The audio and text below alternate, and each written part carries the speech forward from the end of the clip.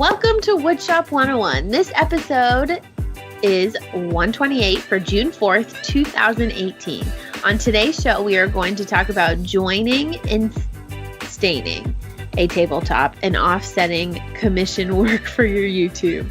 I am Sam Wooddell of Samurai Designs, and I'm joined today by my co-host, Jeremy Crawford of the Countryside Workshop, Drew Short, which is taking a quick break from Rock-n H Woodshop, and our guest host, my girl, Britt from Overalls and Powersaws.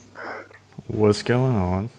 Hey guys. The way you just said Drew you said Drew, which is taking a break from Rock-n H Woodshop. So Drew's not actually taking a break from his business. He's taking a break from the podcast to care for his child. Yes. Sorry. He is still working with Rock-n H Woodshop. He's just taking a quick break as of right this second, just on the podcast. I misdo my words a lot. Anyways, we want to thank our patrons, Devin, Richter, Sean McHenry, Carl Mose, Neil Sims, Eric Rhoten, John Ramminger, and Josh Luther. Thank you guys so much. We truly appreciate it. If you would like to support the show, you can head over to woodshop101podcast.com/listen. Find the show notes for today's episode, and there will be links for small one-time donations and reoccurring donations. If you want to become a patron to our Patreon campaign, then head over to patreon.com/woodshop101. You can buy a Woodshop 101 podcast t-shirt, hoodie, or Rev marker pack. Head to countrysideworkshop.com/shop for the link. So you should definitely go check them out. Our shirts are super soft. The hoodies are super soft as well. And the Rev markers I use every day in the shop. So definitely go check them out. We also have a fun voicemail from one of our listeners, from Amy Van Horn. So we haven't actually listened to it, so we're just going to roll with it. Let's see what happens. Hopefully nothing bad. Yeah, exactly. Okay, so I'm building a farmhouse table, and I've put the tabletop together, but the boards don't line up. It's not an even tabletop. So what I'm wondering is, how do I get my tabletop even? Do I put my elbows into it and massively sand it? Just wondering what some best practices is for this table. Thanks so much, guys. Oh, also, I've noticed that people typically stain their projects after they put them together. Is there some best practices to stain it before or after you put something together? I typically do it before, but it takes me a lot longer, and then I have to obviously touch it up. But if I do it before, it makes me feel better knowing that every inch is stained. So, thanks. She's so cute. Amy, thanks for calling in, and definitely send us your handle so we can take a look at your page on Instagram. We would love to. So you guys want to start and answer these, or wait a few minutes? I'm guessing when she's talking about they don't line up. I'm guessing they're just uneven on the top. Yeah, like the joinery on the top. So it could be one of two things. I think you really have to identify the problem first. So your wood's either not milled to the same thickness, or the movement of your wood is different. Maybe you have like a cup or a bow, a twist in the piece, something like that is causing that to be uneven. Also, I will have to say is I was listening, but did she say what method of joinery she did? No. For her tabletop? So I will say I did one tabletop with pocket holes, and if you are not pressing down, like super flipping hard, when you're screwing those screws in, sometimes will shoot off to where they are uneven, and that's really frustrating, and then that really does stink. But if you are doing that, definitely sand. Like I would sand the crap out of them or use your planer.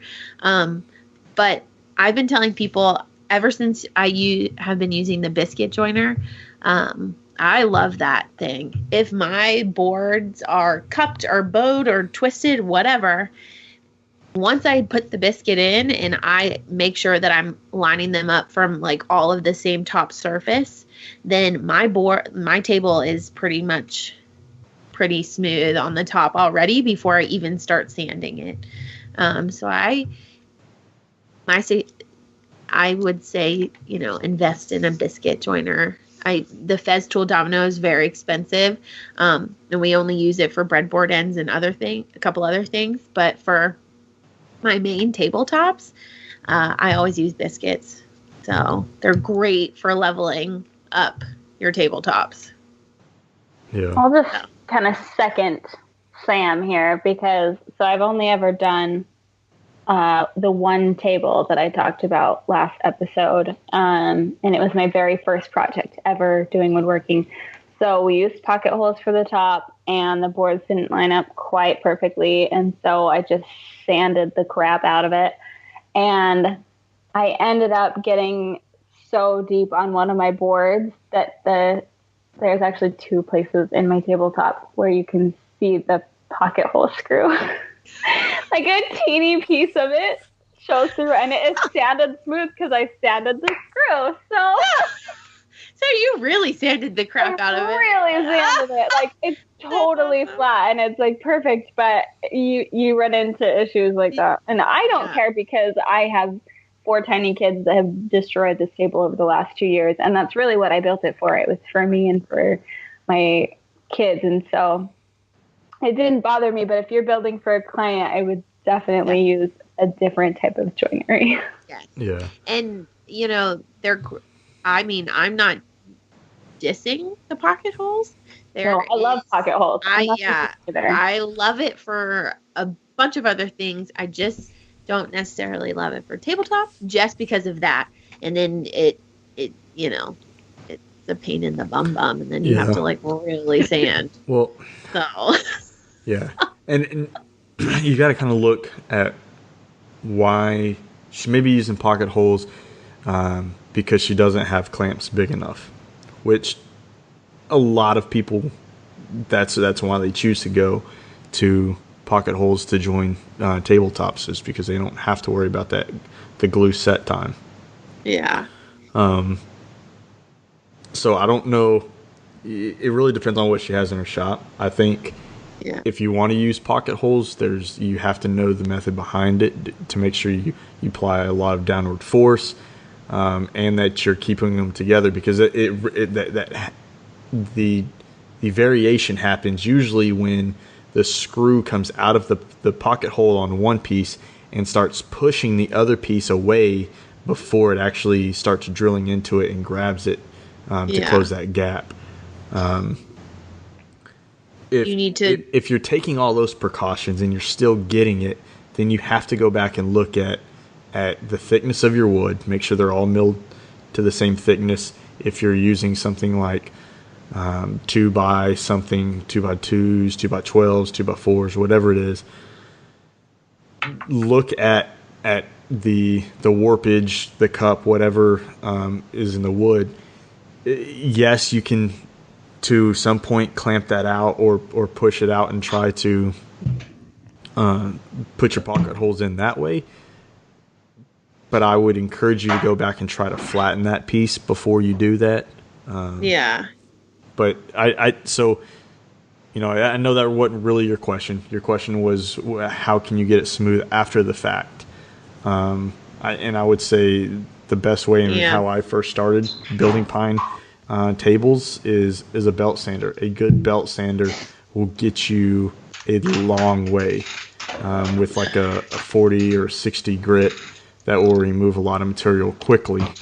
But you have to be very aware. Be careful that you don't go too deep. There you go. Your Yes, and you have to, you have to be aware that you're not keeping it in the one place too long, because then you're going to create a divot. So you have to know to move it back and forth pretty frequently. I think that that, sanding it. And like the next. What are you doing? Me? Yeah. I just realized what Drew was wearing. Oh my gosh. He wasn't wearing that earlier. He changed. I took a shower. Did you? Oh! You were not putting Hannah to bed. You were taking a shower.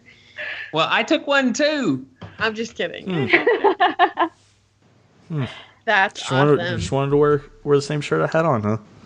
Yeah, well, Twinkies. I wanted to be Twinkie. Yeah. Gotta support our next guest. Yeah, there you go. But I was going to say something to her thing. Sure were. It's that mom brain, that nanny brain. The nanny brain. So that's not good. When I have kids, that means, like, if I already have that brain, it's going to be even worse. It gets worse with every kid, too. Oh, gosh. I'm going to be like, what? By the time. And then you guys will be like, okay, we need to kick her off the podcast.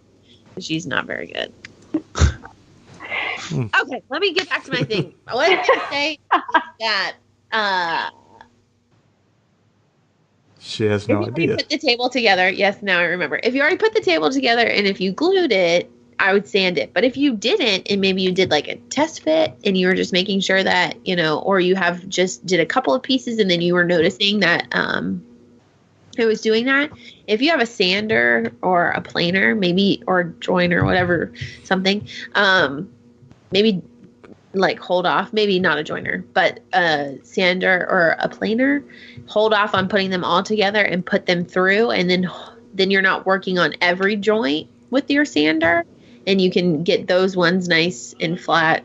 Like maybe you have 2 boards and then 2 boards and another 2 boards.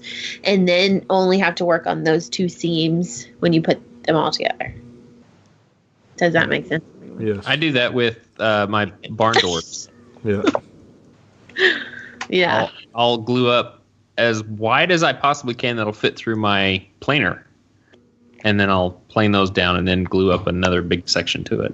But if you're going to use pocket holes, just be aware if you're putting it through a planer how deep you're going. Yeah. Because a sander will sand the screw smooth. A planer will not, and you will just damage your knives. I know. Seriously, that means your joints need to be nice and as flush as possible. You don't want really crappy joints. Because then you're going to be, And we're thinking of getting the helical head for our planer, too. Oh, you'll love it. We love it on the joiner. I thought you had it in your planer already. No, we have it on our joiner. The Powermatic joiner.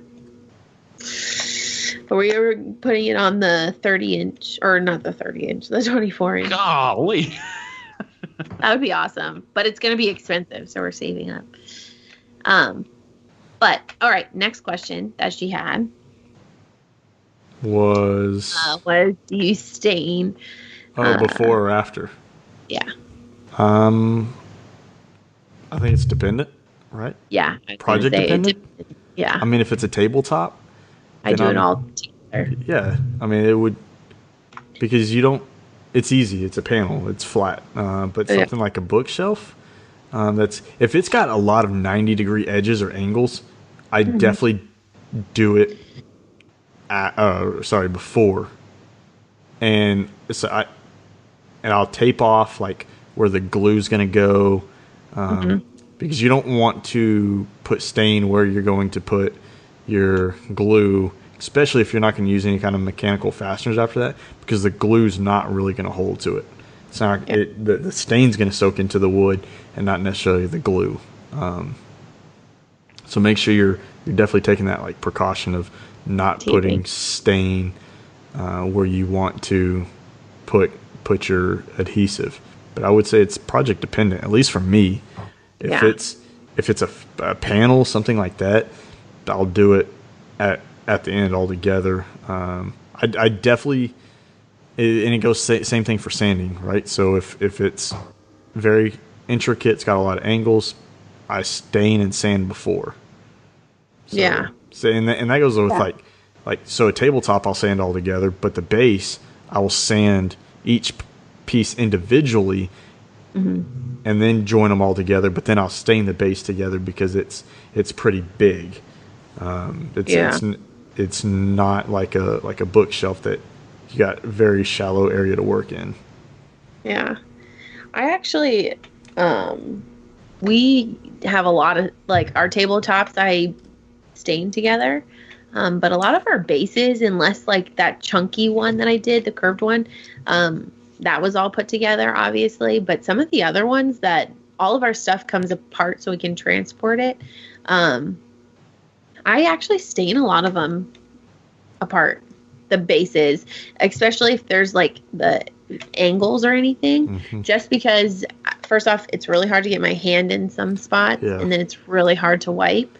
So we made a couple of jigs for this particular thing that if you don't care or the ends aren't going to be seen, that then you can drill these hexagon jigs that we made, which I have up on my page, that then you can flip each side. And it's also good for spraying, and it's also good for painting. So then, because it's a pain in the butt to seriously sit and watch the paint dry on one side and you can't flip it over to do the other side. It's really annoying. So we made these hexagon things and you just flip it and the other side is still drying and you can do all four sides, and it's not touching the ground, and you drill into the ends. But obviously if it's one of the ends is going to be seen, then obviously you can't do that. But that's a really good little trick. Yeah. What about you, Britt? Do you have a certain way that you do it? I think it's, like you said, it's project dependent. I mean, certain projects I do beforehand, like the watch box one I just built a pine one, and so I stained it all dark walnut, and I stained all the pieces first and then assembled the box so that I wasn't having to go in and get all the little teeny corners with like a little paintbrush, which I've done before because I have assembled stuff before that's had really tight a bunch of tight corners, and then you have to get the little paintbrush and go in and get the stain in the corners, and it's so obnoxious. But like she was saying, like it's more time consuming and it's kind of annoying because you have to do touch-ups afterwards, but it just depends on the project, I guess. And I starting out woodworking, I did a lot of the Shanty Sisters plans. They kind of got me into doing it myself, and they are firm believers in the if you don't see it, don't stain it. And I totally took on that policy. So there are parts of projects that if you're never going to see it, I don't even bother staining it. So like she was saying in the voicemail, she wants to make sure every inch of it is covered, and I just don't do that. Yeah.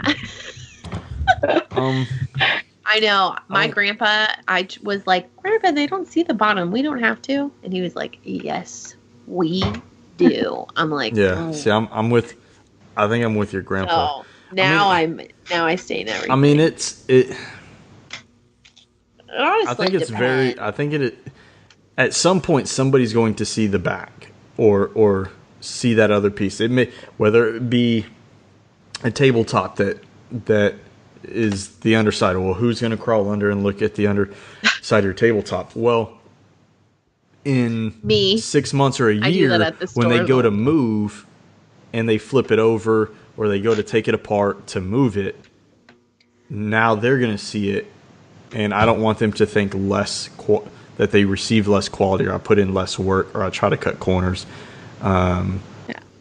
Or, they try to show it off and somebody else wants to come by and look at it. They're interested in the piece from you. And at least from me, when I examine furniture, like even if I go to the store to buy furniture from a furniture store, I'm looking at all aspects and angles of that to make sure, like, hey, like, how is this joinery put together, or how is it connected? Can I take it apart if I need to move it? And so I don't want to potentially show somebody that that I'm trying to cut a corner, so to speak. So I mean, I don't think it's a bad method at all. Some people do it, get away with it, and that's awesome. For me, my OCD says no, finish it. Yeah. Well, it also depends, because I am like Britt, where I started doing their plans, and my grandfather, who had done fine furniture for years, prior to me starting was probably cringing when I would do some of the things that I was like, no, this is the way that we have to do it this way. And those sisters are awesome. Their plans are great. They're awesome DIY, plans. But if it's for you, I mean, I wouldn't finish the bottom. I probably wouldn't if it was for me. But for a client, I make sure that I finish everything. And maybe if they don't want it, like one client said, oh, you can just leave it bare underneath. I always make sure that I finish it. So if you aren't going to put stain on it, definitely put whatever sealer you're using or finish you're using on the bare wood. Make sure that you cover that up. Yeah, well, at least that, because the wood movement and the moisture, how it sucks in moisture, will be dramatically different, and it can also cause it to cup or bow because one side of it is getting more moisture than the other. Yeah.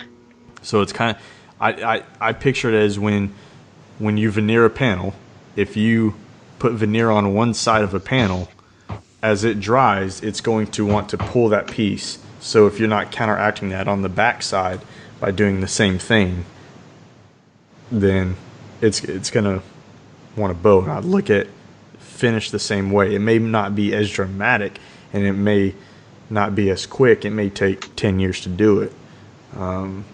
But at some point, it's going to do it. Yeah, definitely. Perfect. Well, hopefully we answered your question, and thanks for calling the voicemail.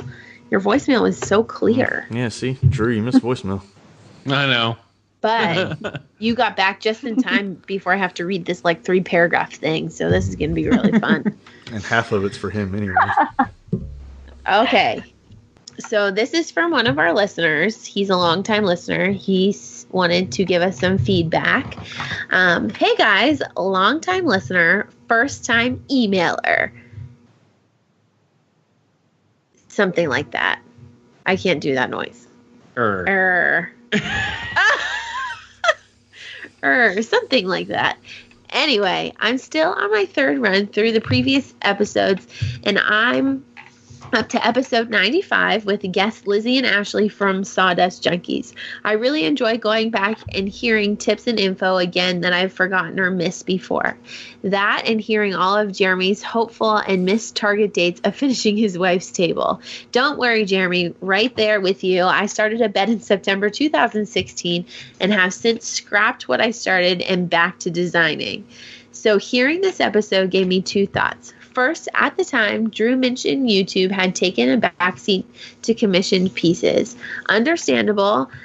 Have any of you ever considered offering a small discount on a piece with the trade-off to the client being that their build could be recorded for your respective channel, as well as obviously being a longer build time?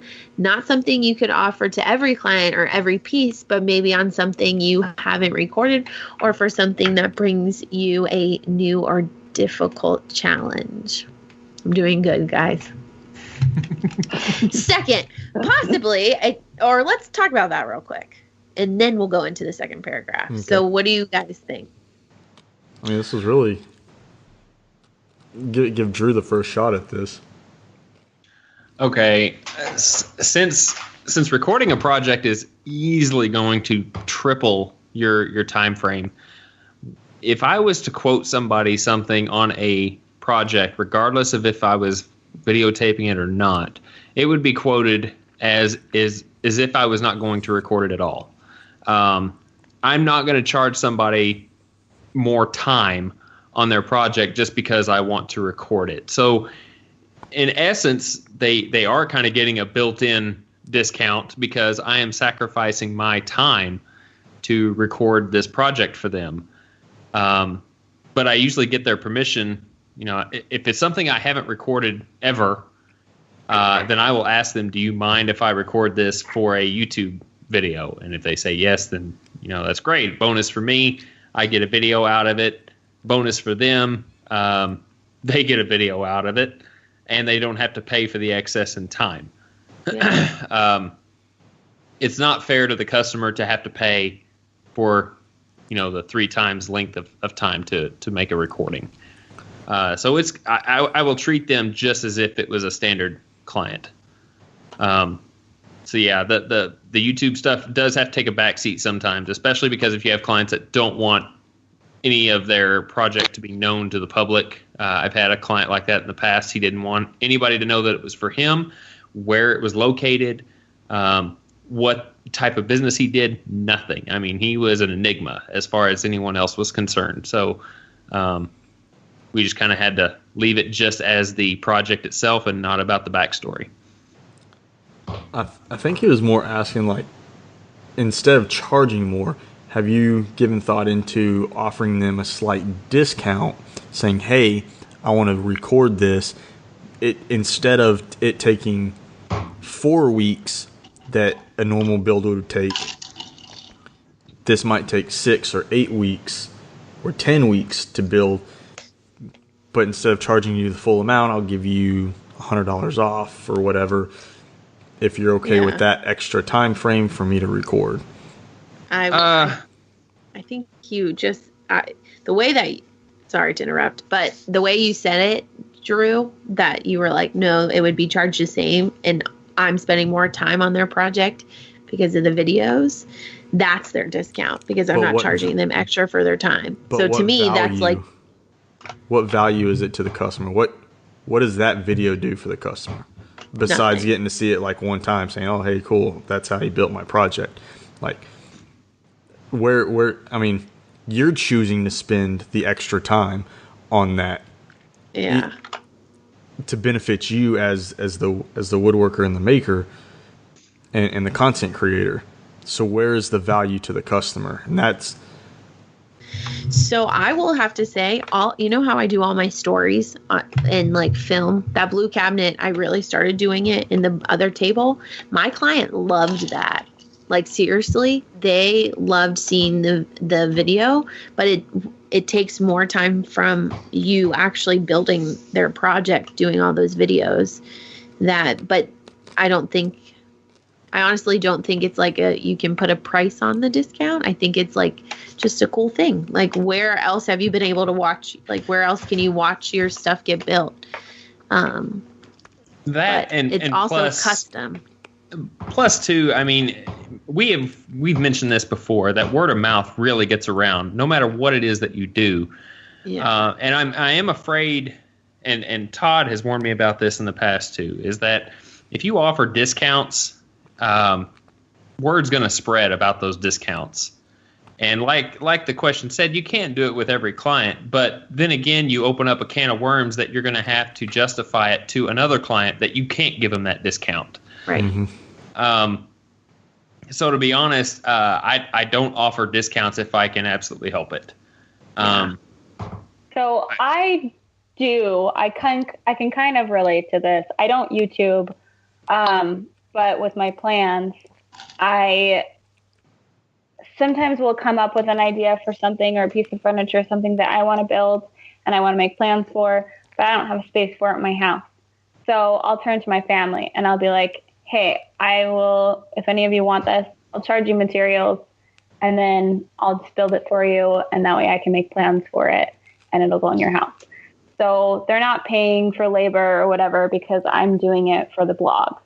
I've actually had friends come to me too and be like, hey, if you want to do this and make your plans for it, like, then, I'll be like, okay, I'll just charge you materials for it. So I get what they're getting at. But like, I don't do it for everyone. But I don't often make the same thing over and over again either. So it kind of works for me. And go ahead. I was going to say, second, with that discount, the big blue piece that I did for a client lives in the same neighborhood that I did that I'm doing the walnut table for. And I will say I got myself into a bind because the way that I sometimes do my discounts, which I hope none of my clients are listening to this, is that I'll up the price just by $100 and then give them like 20% off or 15% off. But like you said, you'd give a discount, their friends and family, then you have to give it to the other one because one opens their mouth and says, hey, Sam gave me a 15% discount. Well, then the other person is like, well, I know Sam better than you do. Why didn't she give me a 15% discount? So now I will not be giving any discounts, and you will just be getting the price that you get. And maybe I won't make it as high as I originally wanted to, but I won't be putting like a discount on there because then you won't make the discount known to them. Yeah, it won't be known to them. It will all be done in your secret. Yep. Yeah. And I was like, oh, I'm going to make it more expensive, and then I'll take some off, and then they'll be like, oh, that's cheaper. I think that gets... But now I'm like in the thing. I think that doing goes in the same line, Sam, as not giving an itemized work order. Oh, yeah. Right? So I never do that. So never, ever. I but only that's what I'm do... saying. So the discount, I would treat the discount the same way. Like if you're saying this is $5,000, I'm going to give you a 10% discount, which is $500 off. And you line that out, say 5,000, 10% discount, 500, 4,500 is your total amount. Like to me, that's still itemizing it. No, I'm gonna give you a 10% discount. Then it's like you said, it's in the back. Yeah. If I'm gonna give you that 10% discount, then here's your total bill for $4,500. Yeah. Well, I was doing it because they're friends and my clients that are just word of mouth, they don't get it. I've never given anyone, but friends and family get a discount. And I guess I was doing it to show them. I never have ever given a detailed what the materials cost and what my labor is. It's just the table costs $5,000. And then I give you that maybe 10%, whatever, 15% discount, which to me isn't as bad as doing the itemized list because I don't want people to be like, well, that's a lot of labor, No, you're absolutely correct. I treat it essentially now because I used to do the same thing. And and sometimes you're using that word discount and that monetary amount next to it to help sell your piece. Like, hey, here's that value I'm giving, buy my table because I'm giving you that discount. And we see that because we see it in the stores all the time. Yeah. You go to the sale rack, an extra 25% off the lowest marked price. And you're like, oh, I have to have that. There's that added value. I'm going to get it cheaper. I need to buy it right now. Right. I get that. But. Yeah. Now I won't be doing it. Now, here's a flip side you guys can use. And I started doing this, and it has really been effective. Because you are a business, you get your mileage written off on your taxes. One of my special promotions that I will sometimes itemize on my bill is promotional free delivery.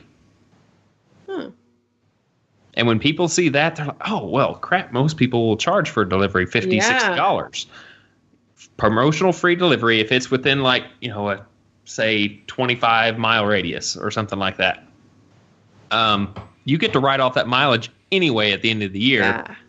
But that doesn't include installation. I mean, if you're doing an installation, because sometimes I do that, which you kind of have to be careful about. That's a whole nother story. And Todd can kind of go over that stuff too. But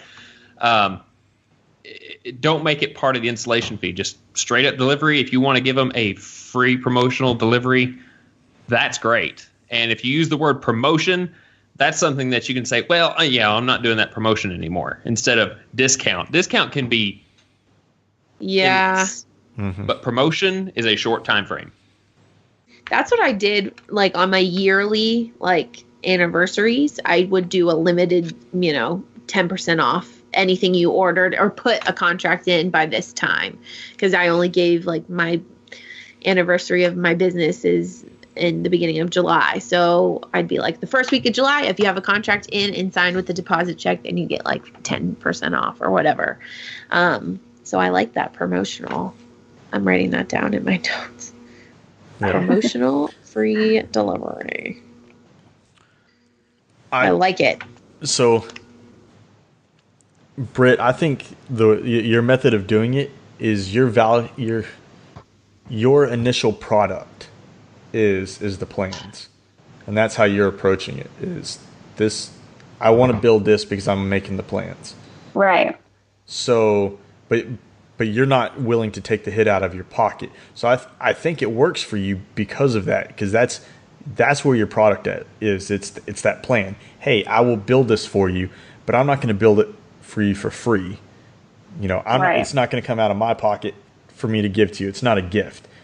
Hey, you just pay for those materials so I can get my product. My product is that plan. I think that's why that works really well for you. So, and I like that method, because sometimes I do like, and I'm right there with you. The Instagram Builders Challenge table, I had a perfect image for it. Unfortunately, I ended up going out of town for work and not getting it done in the time frame. But I knew all along, he's like, I have a certain design how I want to do it, and I've said it to everybody. I don't have a place for it. I have 2 young kids. I'm not putting a coffee table in the middle of the room where they like to run around and play ball and everything. My 3-year-old's going to run into it, and it's going to barely touch her. And she's going to cry and say, the table hurt her. Like, no. So I built it. And I'm going to put it up for sale. It'll probably go up for sale next week. And I won't ask the full amount that I would on a custom piece, because they didn't get any say in it. You're buying a piece as is. Here it is. Right. And that's because that initial product was because I wanted to build something based off of a design for me to gain knowledge. So, you know, I will give it to you at a reduced price, but they'll never see what that, you know, that discounted price actually is. Right. If I sell it to you for $650, you'll never see that, the price would have originally been $1,200, giving you 50% off or whatever it is. Like, here's the price for it. You want to buy it? Like, I just know for that mentally type I of would piece, be. For a piece that you're just selling because you made it to what you wanted, I would never be like, you know, this is how much it originally would have been. But like you said, it's like, it helps you. And by like, I really hope none of my clients are listening, because I do up the price and then I put the discount on, which is like, Kohl's does that exact same thing. I know. Every store you'll buy a discount from does the same thing. Okay, good. Well, anyways, I up the price and then I do the discount. But now I actually really like the promotional thing. And let's say you maybe wanted to run a discount, like Drew said, you could just say promotional, and then you're not. You put a time frame on it. Yeah, then you're not always, you know. And you're giving it to everybody. That's the caveat, is that you're giving it to everybody that comes. If you meet these conditions, you get it. Yeah, right. Or if you come in that week time frame. But if you don't, that's what I'm saying. Those conditions, right? If you you have to book between this day and this day, sign a contract, you get it. Yeah, 100 people could get it. 1 person could get it. Doesn't matter. Right.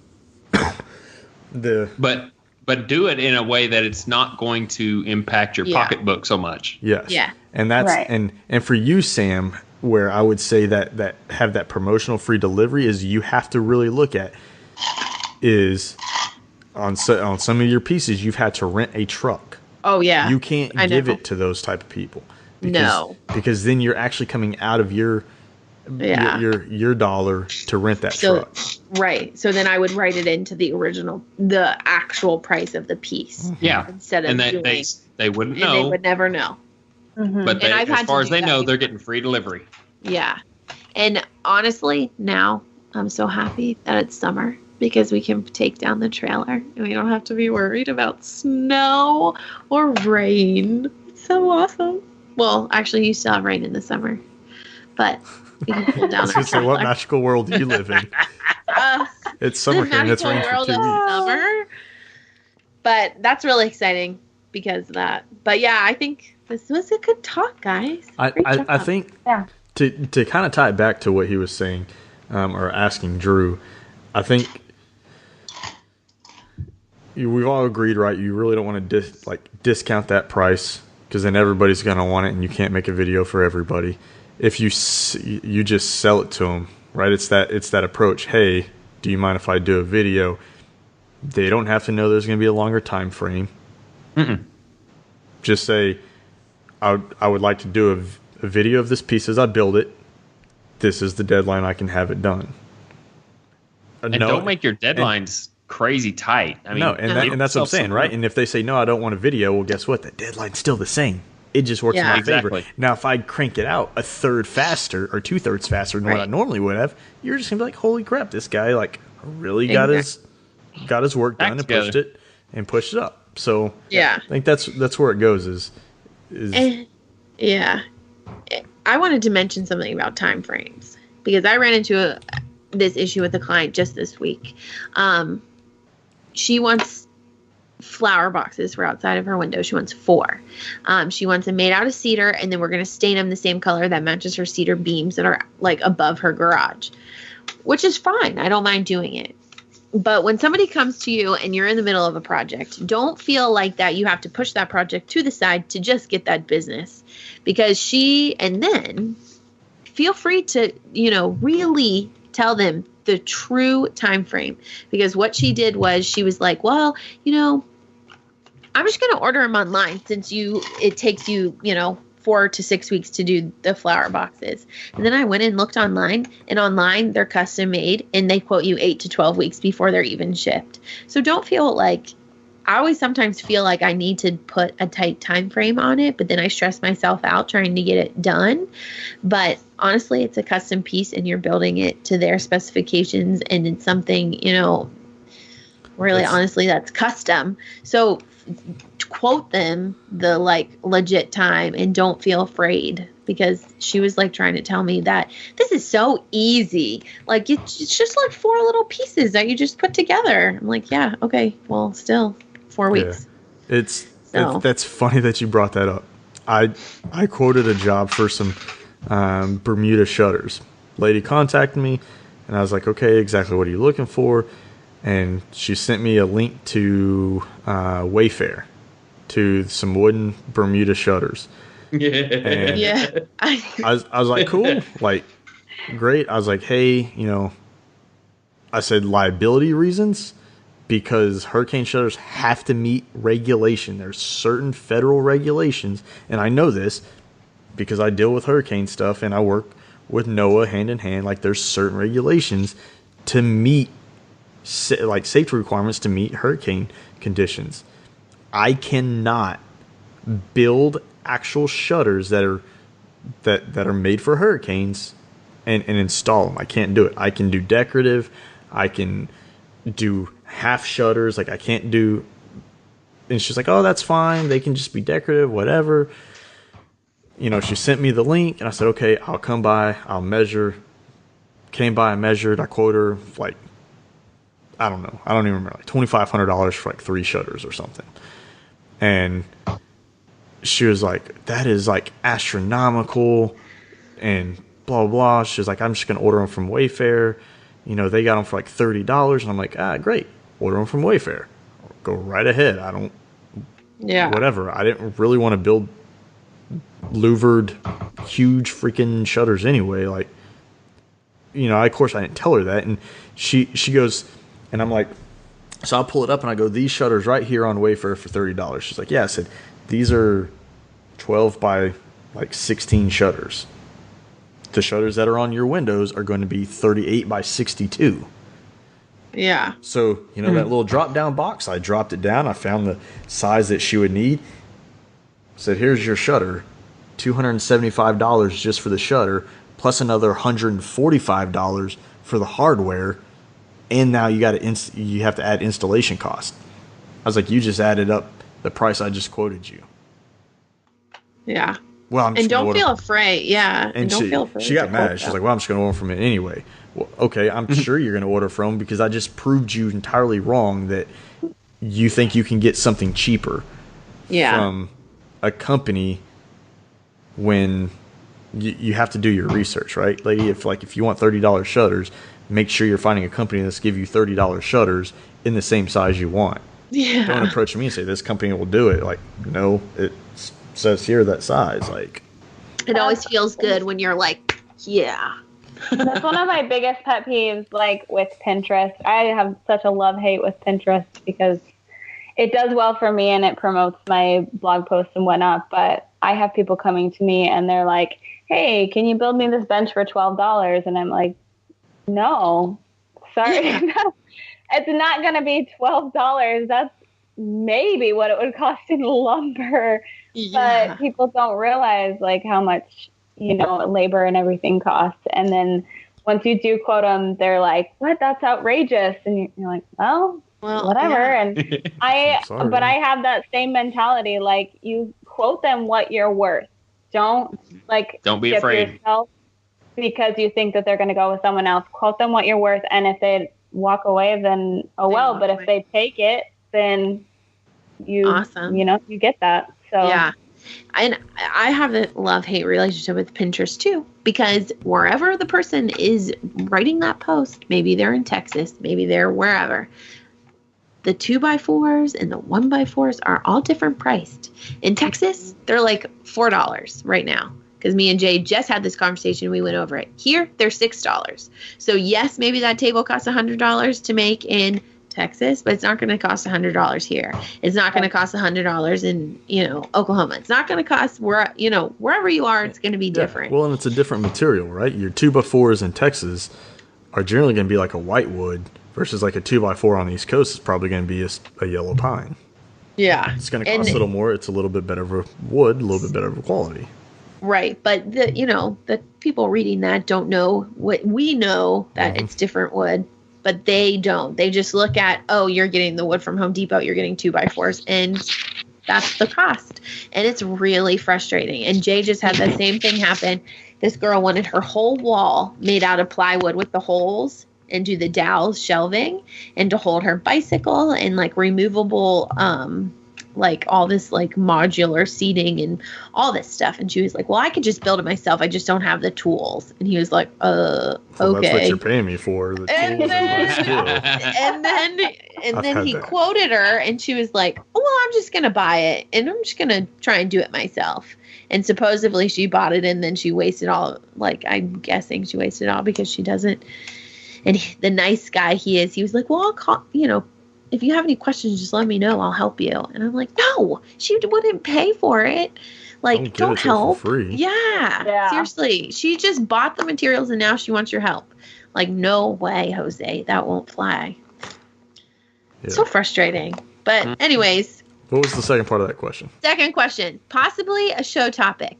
Do you think we, woodworkers, should study the different types and styles of building before designing and building? Are there any worth a thorough study, or do you think it's enough to work on improving joinery and just build what we think looks good? I will have to say Gramps told me that if I'm good in, like, if I know how to build fine furniture in like all the different areas of woodworking, that makes a pretty well-rounded woodworker. Rustic, fine. Yeah. Like if you know all those joineries and all of that. But I don't think. But just to learn them doesn't mean like you're going to use them all the time. I don't think you have to sit and study though. Like so here's and for the life of me I can't remember. I heard it on a podcast sometime this last week. I've heard it many times and I don't remember where I got it from. But it's at some point you have to put the YouTube down. You have to put the book down or the magazine down or whatever method of learning you're doing, and go build. Yeah, whether and it's pocket holes or hand cut dovetails, you have to put something down and go build. I definitely don't think knowing the styles, like Craftsman and Queen Anne and all those others are a bad thing. But I don't think you should pigeonhole yourself saying, oh, I don't know these styles yet. I can't go build anything. Yeah. I think that second part of your question kind of is it. Just go build what looks good. And you say, hey, that looks like a really cool arts and crafts, or that looks like a really cool piece. Let me figure out what that is. Oh, that's arts and crafts. I really like that arts and crafts. So learn a little bit more about that arts and crafts because you're interested in that project. Now you've learned about a style because of the appealingness to your eye. You may not have a care in the world about Queen Anne stuff. Yeah, that's me. And so if you're getting paid to do it and you think you can do it, yes, great. Study it, do it. You're getting paid for it. Yeah. But if you're just for part of your hobby and you don't care for Queen Anne style or shaker style or green and green or whatever it is, that I say don't necessarily waste your time learning it. Do find what looks good, learn the style that you like, and move on. Yeah. And I agree with that. Like with the walnut wash box I just built where I did half line dovetails, I'd never done them before. And if I had gone to my friend 6 months ago and been like, hey, can you show me how to do these dovetails, but didn't have a project or a need for them, I would have totally forgotten by now, by the time this project came up. Like, I don't know what really the point is in studying something unless you're going to use it right then, you know? Yeah, I totally agree. My grandpa, before I started in the workshop, he was more fine furniture, Queen Anne. Like, that's what he did. I come in, all my clients are rustic, and I've had no really projects to try any fine woodworking out on. I mean, we mess with different joineries and different stuff like that. But recently we did that curved table, and it was more fine furniture. And he was like, it's great to learn different aspects of woodworking. But he's not going to sit down and make me study or, sit down and be like, okay, let's vacuum seal this veneer right now for nothing. But when you have a need for it, it's great if you can learn something else, I think, because then it just broadens your horizons and you can make a bunch of different things. Because if a client does come to you and they're like, oh, hey, I want this. Well, first you get to try it, but maybe you already did it before one other time. Then you already kind of have some background and you kind of know. Yeah, that's one thing when you're doing this business is you're going to have a client. One of these days, a client will come up to you and ask you to build something that you've never done before or a technique you've never done before to achieve that particular project. And that's when you will have to kind of study up on it a little bit. Yeah. But once you've done it, I mean, that's just something else in your bag of tricks that you can pull out in other projects that may not require it, but that's something you can offer to them in a design and say, hey, I could add this. What do you think? Yeah. So I literally just had that happen to me today. I had a friend text me. It was a Pinterest picture of this ship-shaped bed for her son. And I have only worked with curves and wood a couple of times. And these were like huge sides of a ship that were curved. And I was just like, oh, I don't that's above my comfort zone. Like, I don't really know, so, and I don't really have the time to tackle it or learn it right now anyway. So I passed, but, it did intrigue me and maybe I'll look into that, in the future, but. And see, I just recently had a client referred to me from another woodworker that's in my area who doesn't have that kind of comfort level to achieve what this person wanted.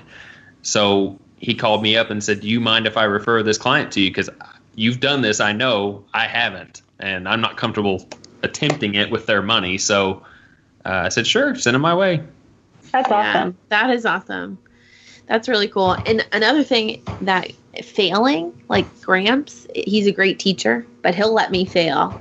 He'll just let me fail because once you fail, you will never forget what you failed on. So he will always let me fail, but then hopefully, not all the way fail. If I'm about to glue it and legit fail and ruin the piece, he'll stop me. But other than that, he lets me fail because then I'll remember. And trying new things is always so fun. But failing also definitely helps you with learning and trying different new, just try something. And if you fail, then you fail and you can work on getting better. Yeah. I hope that answered your questions, Robert. Well, we definitely appreciate you sending those in.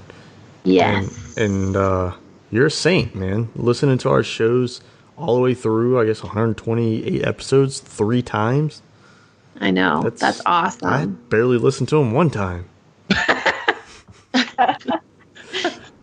You don't love us that much to listen to it again.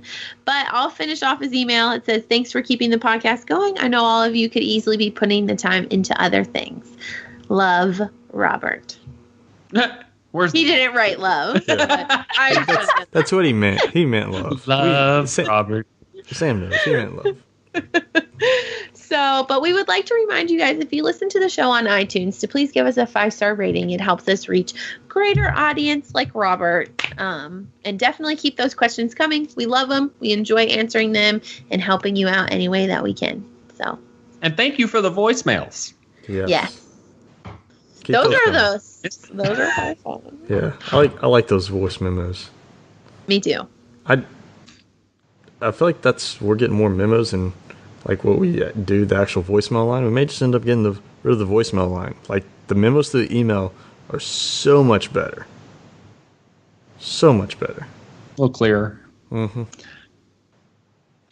All right. Well, we want to thank Britt for being on the show once again. It's been a pleasure having you on. Your insight has been very valuable, I'm sure, to the listeners, as well as us, for that matter. And we hope to have you on again one day. Well, thanks. Yeah. I've had so much fun, and I would love to be on again. Now that you're not nervous anymore? Oh, my gosh. Stop it. I was, like, shaking. You were? When? Oh, yeah. You should have seen her. That's because, we were on time, Sam. Before you hopped on, but I was like, because I've never recorded anything like this before, so I was like, what if I say something so stupid? Oh, you're on here with me. I say stupid things all the time. You're a good girl. Because once you say something stupid, I'm sure I say something way stupider right after you. Or make a stupid face like that stupid face. Oh my gosh, I love it. I love that you recreated it. Nice. Well, thank you so much for making me feel comfortable and feel like we're just chatting as friends. So we'll see. We're friends. See, we are all now friends. See, now we're friends. We've never talk met. On Instagram. You're friends now. Yeah. Totally. And don't wait for my Toilet Tuesday. Don't forget. It's coming. Hopefully everyone has listened to the previous episode and know what Toilet Tuesday is. It's coming. It's going to be a thing. Hashtag Toilet Tutor. Toilet Tutor. So, all right. Well, thank you guys again for listening and for sending us all of the information and voicemails, feedback, what have you. It's a great pleasure to know that what we're doing is really paying off. So basically, if you guys want to get in contact with Brittany, I'll let her go ahead and give her contact info, and then we will close this out. So what is it, Britt? Well, the best way to reach me is on Instagram at Overalls and Powersaws, but you can also hit up overallsandpowersaws.com or overallsandpowersaws@gmail.com. Very good. And you can just Google her if you want. Not me, the name. Brittany has to get nowhere. I'm just joking. There's a lot of them. Yep. There is a lot. So 1.5 million Brittany. Probably way more than that, actually. Well, if you guys want to get in contact with Sam, Jeremy, or myself, you can reach us through our respective websites, which is samryandesigns.com, countrysideworkshop.com, and rhwoodshop.com. We'll have contact information on all of our websites, and you can reach us through all of our social media as well. We're pretty active there. If you want to get in contact with the podcast, you can email us at kickback@woodshop101podcast.com. We also have the voicemail phone number that you can call from anything, which is 409-234-3959, or the voice memo app that you can email to the email address I just gave you. Those are much clearer, so if you have that capability, that is more preferred, but we don't care how you send it to us. We love having the feedback from everybody. So that basically wraps it up. Like I said, we want to thank Britt again, and hope to have you on again someday. So from Jeremy, Sam, Britt, and myself, we want to wish you guys well. Please be safe in your shops, and we will talk to you on the next podcast episode. So 1, 2, 3, boom!